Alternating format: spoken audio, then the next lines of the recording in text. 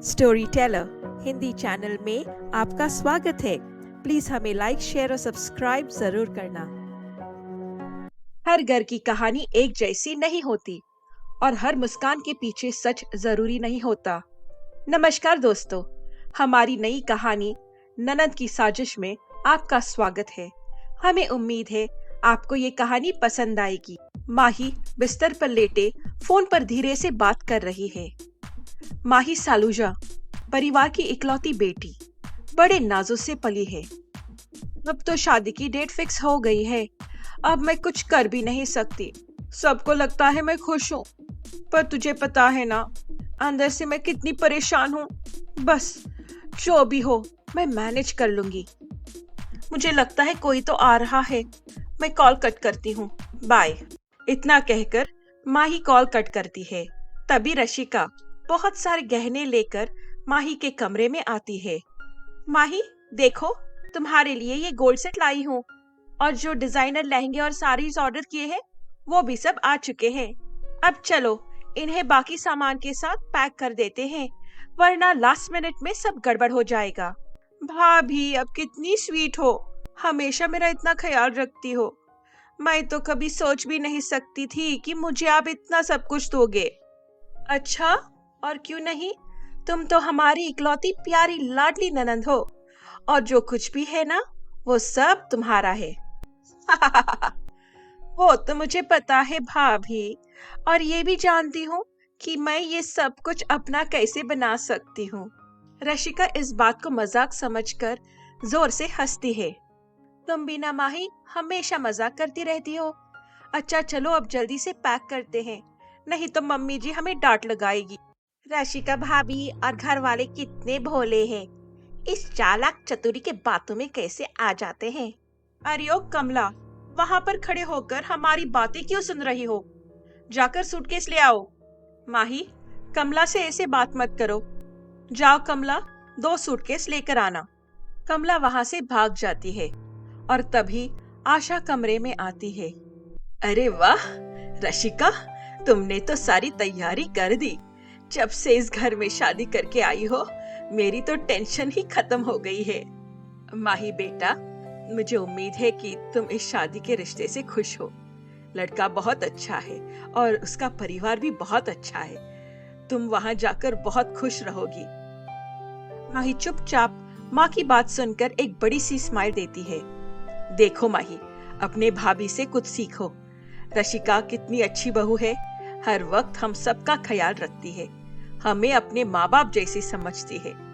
तुम्हें भी वहाँ जाकर अपने ससुराल वालों को वैसे ही संभालना है। बहू का असली फर्ज होता है घर को अपना घर समझना। ये लो, शुरू हो गया मम्मी का रशिका पुराण। पूरा दिन रशिका भाभी के पीछे ही लगी रहती है। रशिका ये है, रशिका वो है, जैसे कि हम कुछ भी नहीं। जी मम्मी, जैसा आप कहोगी मैं वैसे ही करूंगी, बिल्कुल आपकी बहू की कॉपी। ये हुई ना अच्छी बेटी वाली बात। अब चलो दोनों किचन में, बहुत सारा काम है। क्या मम्मी, कुछ ही दिनों में मैं शादी करके चली जाऊंगी, मुझे नहीं करना कुछ काम वाम। ऐसी बात क्यों कह रही हो बेटा, वहाँ जाकर पहली रसोई भी बनानी है ना, इसीलिए थोड़ा सा सीख ले। शाम का टाइम, पूरा परिवार लिविंग रूम में चाय की चुस्कियां ले रहा है। तभी आशीष हाथ में कुछ फाइल्स लेकर कमरे में आते हैं। उसके चेहरे पर बहन के लिए प्यार और गर्व साफ दिखाई दे रहा है। माही, ये कुछ डॉक्यूमेंट्स है, सेविंग्स है जो पापा और मैंने तुम्हारे लिए सालों से अलग करके रखे हैं। अब ये तुम्हारे काम आएंगे। शादी के बाद तुम इन्हें अपने फ्यूचर के लिए इन्वेस्ट कर सकती हो। भैया ये सब क्यों कर रहे हो? मुझे बस सबका प्यार चाहिए और कुछ नहीं। माही, हमारा प्यार तुम्हारा हक है और ये सब इन्वेस्टमेंट तुम्हारा अधिकार। तुम हमारी बेटी ही नहीं, हमारी जान हो। तुम जहाँ भी रहोगी, हमारा प्यार तुम्हारे साथ हमेशा रहेगा। सबके चेहरे पर मुस्कान है, पर उनके दिल में मायूसी, क्योंकि उनकी लाडली बेटी की शादी होने वाली है। तभी माही का फोन बजता है। माही एक पल के लिए घबरा जाती है, जल्दी से फोन उठाती है क्या हुआ माही? तुम इतनी परेशान क्यों लग रही हो? सब ठीक तो है ना?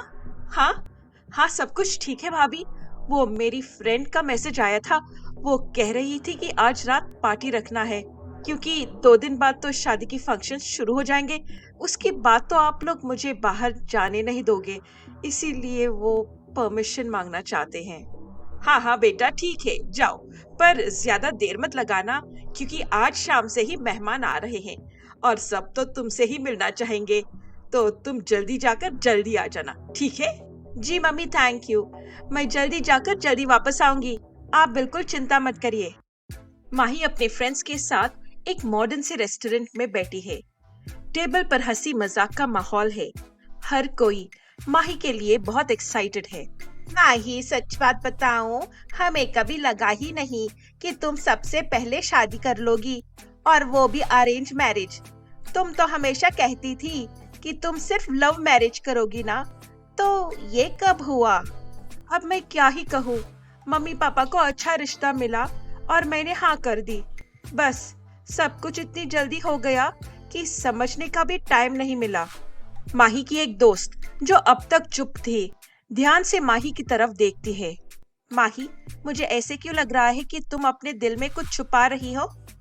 मैं सिर्फ इतना कहना चाहूंगी, अगर तुम्हें ये रिश्ता पसंद नहीं है तो अभी कह दो, बाद में देर हो जाएगी। और बाय द वे, मनोहर बहुत अच्छा लड़का है। तुम्हारी किस्मत बहुत अच्छी है जो तुम उससे शादी कर रही हो। ओहो नताशा, ऐसी कोई बात नहीं है। मुझे पता है मनोहर बहुत अच्छे हैं। मैं भी खुश हूँ।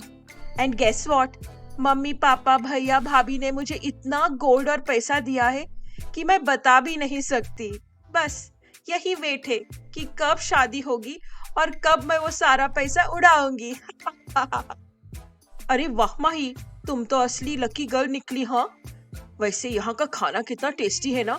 ये मोमो कितने टेस्टी है, मुझे तो बेहद पसंद है। चलो तुम सब भी खाना फिनिश करो। सब मिलकर खुश होते हैं और बातचीत और हंसी मजाक करते हैं। धीरे धीरे पार्टी खत्म होती है और सब अपने घर चले जाते हैं। शादी का मंडप सज गया है। घर मेहमानों से भरा हुआ है। ढोल, शहनाई और शुभ घड़ी की आवाज के बीच माही और मनोहर फेरे लेते हैं। सबके चेहरे पर खुशी है। माही बेटा, अब तुम्हारी नई जिंदगी शुरू हो रही है। हमेशा अपने घर वालों को प्यार और सम्मान देना। तुम्हारी खुशी ही हमारी खुशी है। माही मनोहर के साथ अपनी गाड़ी में बैठकर अपने नए घर के लिए निकल जाती है। मनोहर के घर पर उसके पूरे परिवार ने दोनों का स्वागत बड़ी जोरों शोरों से किया। माही, आज से ये तुम्हारा अपना घर है। तुम्हें जैसे भी रहना है तुम रह सकती हो। यहाँ पर तुम्हें कोई रोकने टोकने वाला नहीं है। अरे जी जी, बस भी करो, इन्हें अपने कमरे में जाने दो। अरे ऐसे कैसे? पहले सारे रस्में कंप्लीट तो करने दो, बाद में जाएंगे अपने रूम में। सारी रस्में करते करते रात हो चुकी है। माही अपने कमरे में आ चुकी है। माही, ये हमारा कमरा है। I hope you like it.